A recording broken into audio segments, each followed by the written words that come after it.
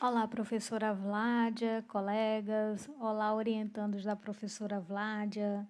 Luísa e eu vamos apresentar a forma como desenvolvemos o projeto da disciplina de processamento de linguagem natural.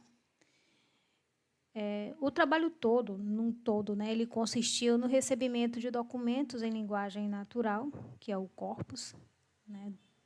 A gente pegou todo o documento que passou por uma preparação, um pré-processamento e uma sumarização, para que ao final a gente pudesse obter um conjunto de dados, um conjunto de vetores, né, uns documentos vetores, para fazer a avaliação do modelo em que a gente passou o arquivo em todos os processos em que a gente vai explicar. Então, esse foi o trabalho como um todo. E esse trabalho a gente dividiu aqui para apresentar em 4 etapas. Tá? Na primeira etapa, a gente fez a análise exploratória, que foi quando a gente buscou compreender esses dados. Luísa e eu não somos da área do direito e a gente precisava compreender basicamente em que consistia esse documento para conseguir fazer o trabalho que foi orientado, né, com as instruções da professora e o passo a passo. Então, fizemos a análise exploratória do corpus para a compreensão dos dados disponíveis que íamos trabalhar. Na sequência dos slides que a gente vai apresentar, de como a gente desenvolveu o projeto, fizemos o processamento linguístico, que foi quando a gente buscou entender como era realizado esse processamento linguístico. Ele tem uma sequência em que a gente buscou seguir. Na terceira parte do trabalho, a gente fez a geração do sumário via prompt 0 e short 0, via prompt 0 short, fio short, Llama 2 e GPT 3.5. E aí, nesse momento, nós criamos 5 notebooks para poder, no final, fazer a avaliação do desempenho desses modelos em relação aos sistemas. Então, a primeira fase do trabalho, do que a gente desenvolveu, a gente buscou fazer a análise exploratória do que era o documento, do que se tratava. Fizemos a importação do arquivo RULIM-BR, fizemos o tratamento dos dados para verificação de existência de dados nulos ou em branco, criamos um dicionário, iniciamos o pré-processamento, né? Foi o momento em que a gente buscou entender como era formada a ementa, o acórdão, o relatório, o voto, e identificamos que existia no documento 10.574 linhas e 10 colunas. Das 10 colunas estavam a coluna, ementa, acórdão, relatório, voto, relator, classe, área, extrato e conjunto. E aí a gente fez as estatísticas descritivas, a gente fez várias, né, para tentar entender e conhecer o volume que a gente estava tratando. Identificamos que existiam 183 áreas e existiam 245 classes. Tá? E desse volume, né, a gente buscou trazer aqui como exemplo o top das 50 áreas mais frequentes, elas estão aqui no eixo X. O direito administrativo é o que aparece com maior frequência, na sequência o direito civil. O outro que a gente pegou para ver a maior frequência foram as classes, em que a gente identificou, né, as 50 classes mais frequentes. Dentre elas está o recurso extraordinário, e a classe que aparece com maior frequência, e na sequência, né, maior também é o habeas corpus, é quem aparece com maior frequência nessas classes. E outra coisa que a gente fez na sequência, para a próxima etapa que a gente vai fazer a preparação e dar início ao processamento do documento, foi trabalhar basicamente com o acórdão, o relatório e o Voton, né, que eu marquei esses 3 aqui. O restante das outras colunas, elas foram excluídas, porque não tinha necessidade a gente trabalhar com ela. Para o pré-processamento, nós utilizamos apenas esses 3 marcados aí, né, para a gente poder gerar as emendas, né? As demais foram excluídas. E aí, na próxima fase, que a gente fez o pré-processamento, o processamento linguístico, né, que foi o pré-processamento, que quando a gente iniciou, nós utilizamos, como eu disse, né, as colunas relatório, acórdão e voto, e o restante, elas tinham sido excluídas. E essas 3 colunas aí, nós mesclamos elas 3 para poder criar um data frame com as colunas e emendas, né, a partir de uma outra coluna, porque ela seria utilizada para a entrada dos nossos dados a partir daqui, tá? E na sequência a gente fez a tokenização, e nesse processo de tokenização a gente fez de 2 formas, tudo com letra maiúscula e tudo com letra minúscula, né?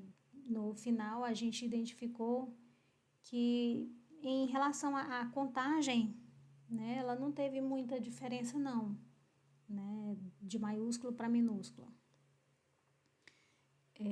Então, realizamos o processamento utilizando os arquivos com a letra maiúscula e minúscula, como eu já tinha falado, no tokenizador. Na sequência, nós fizemos o post-tagger, né, que são usados para analisar a estrutura das frases com mais precisão.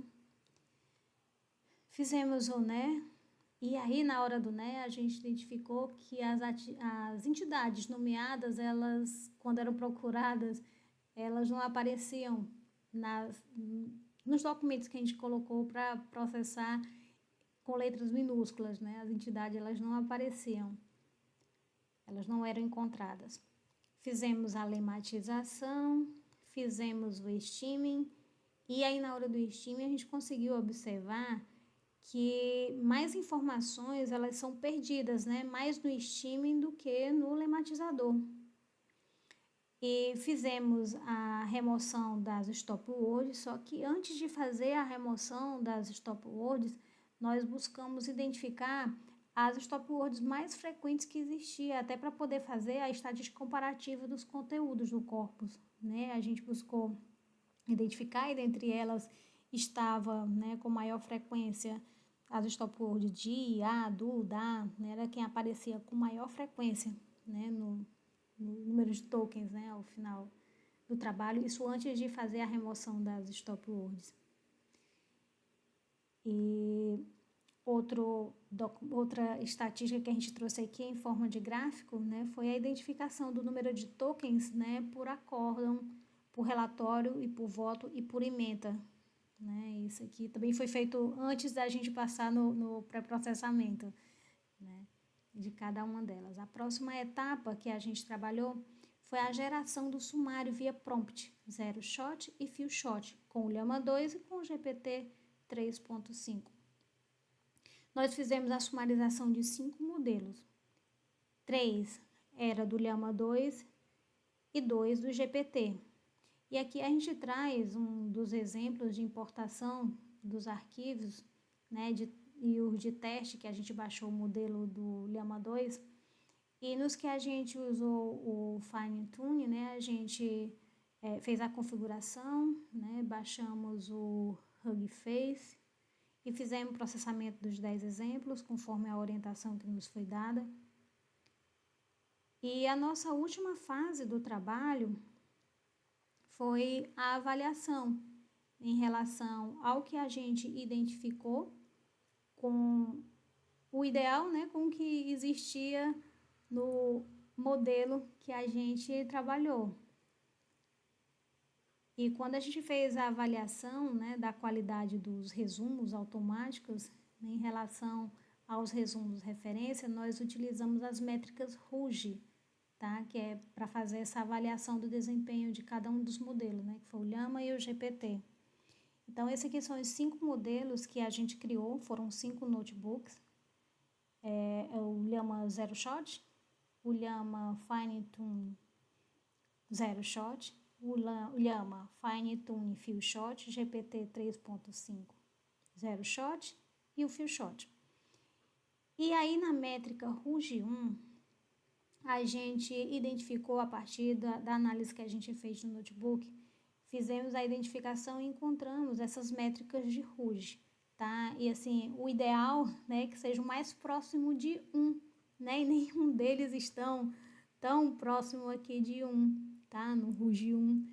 Mas aí a gente, aqui para a gente poder fazer uma análise, a gente identificou que o Llama 2 com Fine Tune Zero Shot foi um dos que teve uma melhor performance, né? E o GPT 3.5 também Few Shot, tá? E para a gente entender a métrica de RUGE 1, né, ela avalia os unigramas, né, que são as palavras individuais, que é a sobreposição de palavras, né, do token com a palavra que era na realidade. E aqui a gente deixou um registro para poder ficar para uma melhor compreensão, né? Assim, arredondando esses dois números, né? A gente pode colocar um é 0,36.4, então arredondando tudo para 37. Na métrica RUGE, a gente pode entender que na métrica RUGE, né, que avalia as unigramas, né, as palavras individuais, a gente entendeu que 37% das palavras no resumo gerado, né, elas coincidem com as palavras unigrama do texto de referência. Ou seja, 37% ainda está distante dos 50%, né? Em relação à métrica RUGE 2, ela avalia a sobreposição de palavras, né, o que foi encontrado com as palavras que existem, são os bigramas, né, que são os pares de palavras consecutivas. E na análise do modelo de referência também, que o ideal seria o mais próximo de 1, né? A gente viu que Llama 2 Fine Tune com Zero Shot e GPT 3.5 Few Shot foi quem teve o melhor desempenho. E aqui, para a gente fazer essa análise, a gente vai fazer um arredondamento a partir do maior, vamos colocar aqui 15%, tá? Para a gente poder fazer a análise, ou seja, na métrica RUGE 2, né, que avalia os bigramas, né, que é exatamente os pares de palavras consecutivos, a gente verificou que cerca de 15%, ou seja, menor do que a do RUGE 1, né, 15% dos pares de palavras consecutivas no resumo gerado, elas coincidem com as palavras consecutivas do texto de referência. Em relação à métrica RUGE-L,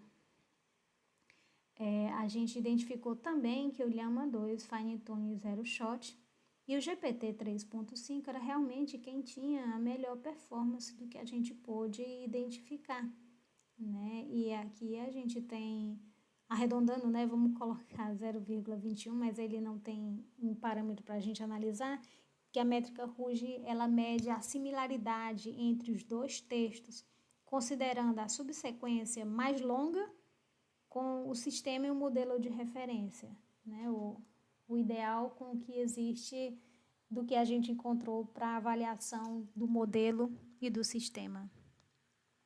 Aqui, em relação às considerações finais, eu deixo bem claro que foi um trabalho bem desafiador,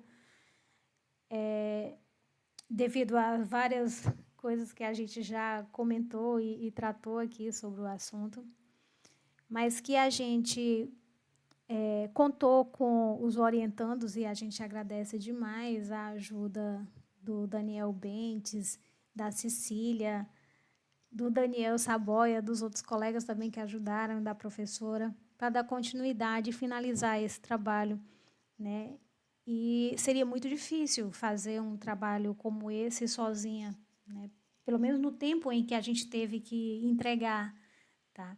Então, eu deixo aqui exatamente esse trabalho de dupla que eu fiz junto com a Luísa e agradeço a Luísa também por ter tido a paciência nessa parceria, né? E coloco uma frase da Clarice Lispector, era para ter colocado aqui que era dela, tá? Clarice Lispector, ela diz que quem caminha sozinho pode até chegar mais rápido, mas aquele que vai acompanhado com certeza vai mais longe. Então, fica aqui o aprendizado do conteúdo, o aprendizado das técnicas, o aprendizado de ter caminhado junto com vocês. Meu agradecimento. E Luísa e eu estamos à disposição para quem quiser tirar dúvidas, fazer perguntas sobre a apresentação desse trabalho e todo o conteúdo que a gente desenvolveu no notebook. Estamos à disposição.